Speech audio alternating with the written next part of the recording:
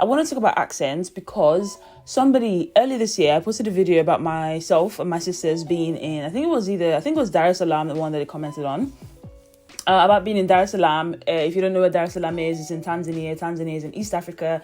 East Africa is in Africa. Africa is in planet Earth. Anyway, welcome. Hello. So yeah, I posted that video, and then someone commented basically saying that sheesh, like Africans, like why do we always have to fake our accents? That sort of led me to think, I think we should talk about this. I think we should. I think we really should. Yo, welcome back to my YouTube channel. I have already filmed this video and then I lost the entire clip, but I'm gonna try and film this all over again like a month later, but you know, that's fine. It's whatever, it's okay. I'm procrastinating going to the gym to film this video, so you better like it and subscribe. It's a warning. There was some point in the news, Tayo Aina, who is like a film, he's like a YouTuber, but he does a lot of like content, travel content and stuff. He's really good, actually. You should definitely check him out on YouTube. And people, I didn't really follow the story properly, but people were basically talking about his accent, and some people had a problem with his accent, which I thought was a little bit strange because Tayo Aina sounds Nigerian. Like, he doesn't sound any different than any Nigerian out there. Like, he sounds Nigerian, so that was a bit strange to me. But anyway, it's not abnormal for Nigerians to want to put on an accent. There's always so many videos like circling around of some celebrity, Nigerian celebrity. I can think of one techno video where he was eating gari and then the accent went to the US, came back to the UK, entered Abia State, then came back to Lagos in one video. And then people like Big Brother Niger, Les Mercy, I think is her name. Her accent is also all over the place. So this is definitely like a very Nigerian problem. But saying that, the first time that I ever sort of experienced someone having a problem, like really making fun of someone's accent. I mean, I always used to get called Ibotik when I was in secondary school. Like, people would make like kind of like, not bullying, but like snarky comments like that about how I sound a bit Ibotik, like I had a little bit of an Igbo accent, which I thought was a bit strange, but you know, whatever. But there was this other girl in my class. She was Igbo as well, and I remember like a teacher that we had, and she was fully laughing at him because he said, I'll never forget, it really just like stuck in my mind. He said that our teacher said the word cake. Now I'm even saying it in an Igbo way. Cake, like to eat cake, like the dessert cake. And she was laughing so much because he said cake. Because like Igbo accent being Igbo accent, that's basically the way someone who has an Igbo accent to say. And she was laughing so much. And what I found in that moment, like I was like, what is so funny? And then in my mind, I was just thinking, you have the same like accent, the exact same accent as him. So what exactly is funny? Like, if we are really going to get into it. But anyway, that's not the point. So yeah, like she was really laughing, and that sort of like shaped a lot of things that I've kind of thought about accents. Like, I never really understood why it was funny or why it's necessary to make fun of someone's accent, but I knew it was a thing. Then coming here anyway, now that I sound very British, like when I'm talking to someone in my mind, when I think in my mind as well, this is exactly how I sound. But I know that there's a little bit of a duality with my accent. So if I'm speaking to someone who is Nigerian from a perspective of they're from where I'm from, like I understand that, especially one, they grew up in Nigeria, and there's just a few different things of like a certain type of Nigerianness, then I sound very different. I sound Nigerian. Like when I talk to my family, I don't really talk to my family in this accent.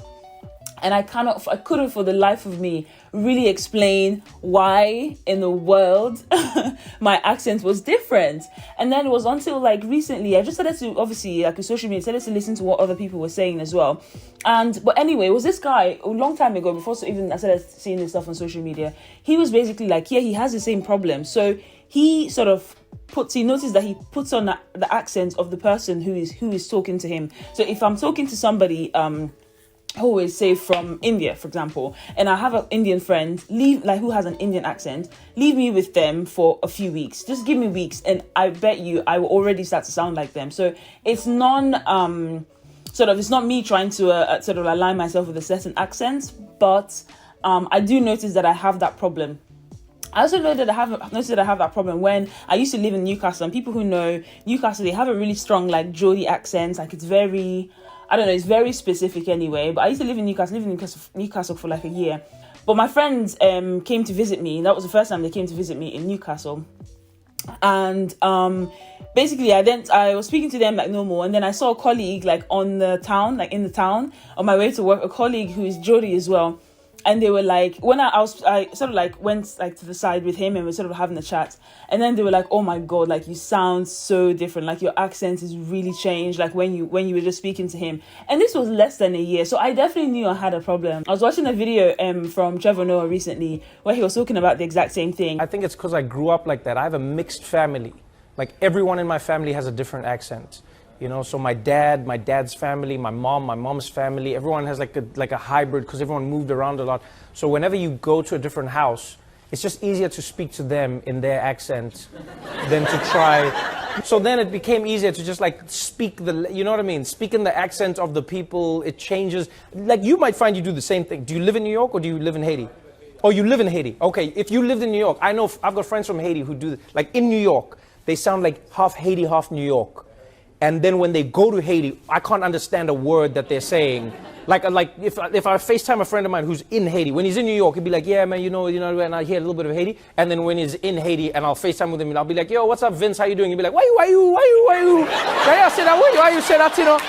And he was even saying how he's his grandma's favorite child because he's the only person who doesn't speak to his grandma in his accent that he's obviously was talking to that person on the Daily Show with. And apart from like the people, like my friends, for example, who I noted like made a comment about my accent changing. I remember the first time I moved to the UK, I lived here for a short period first, about 4 months or 5 months, like to do like my foundation year. I was then in Abuja. I was coming back to Nigeria for that summer. I was in Abuja at the airport and I wanted to buy water.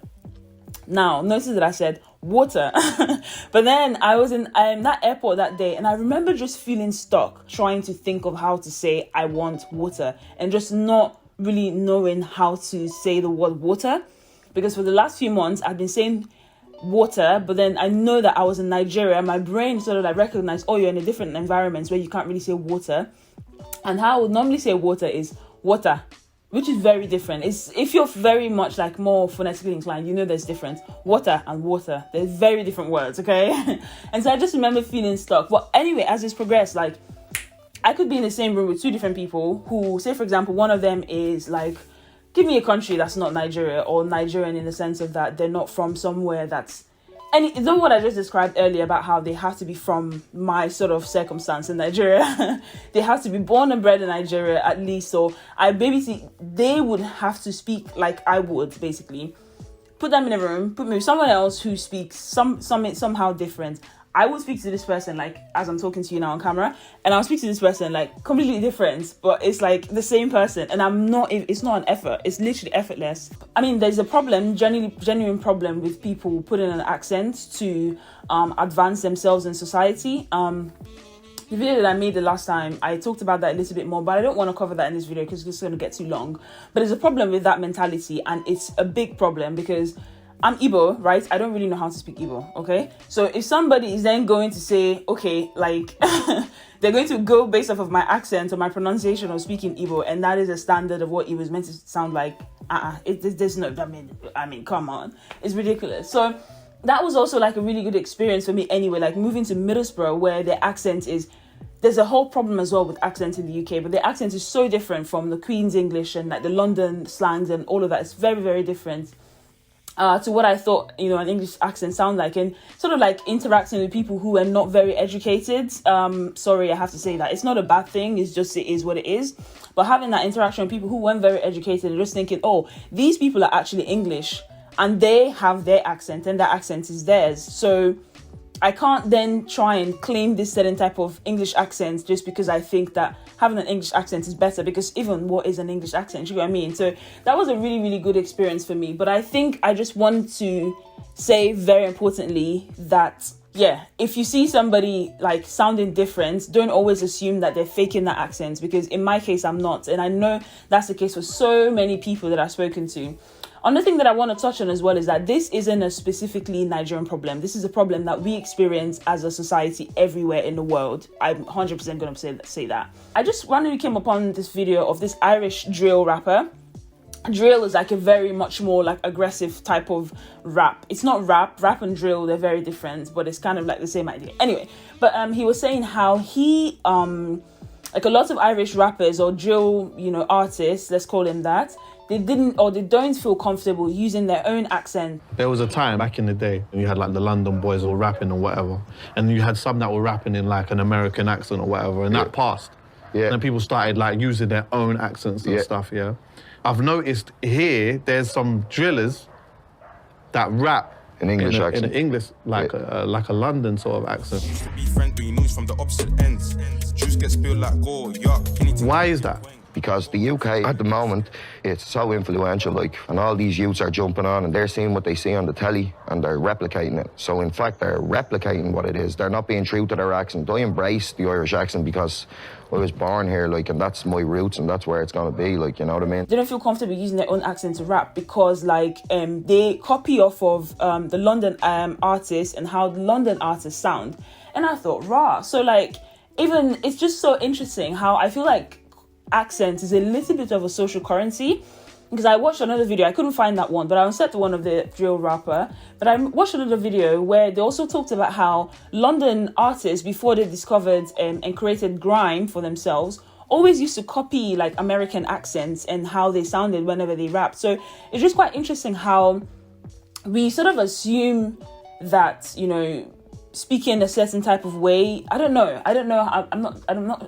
I'm not sure how to say what I'm trying to say, but there's a certain perception that to become something or for us to fully be something, could be like a career, a job, or whatever it is, a certain type of person, that we have to put on a certain type of language. So yeah, it's a problem that exists everywhere. It's a problem that exists in every field. Another thing as well, just in thinking in terms of people who might sound different or who you think might be putting on an accent, is that when we learn how to speak a language, and I can say this definitely for myself, but when we learn how to speak a language, we learn how to speak it like someone. So someone is speaking the language in the way that they think is right. Sometimes they could be sounding like I do the same. Like I watched also another video of Trevor Noah where I love him so much, where he was saying how he runs out of Spanish when he speaks Spanish. So he has a really good like Spanish accent, but then he doesn't know Spanish. So he'll just say like the short words that he says, and then he says it so well.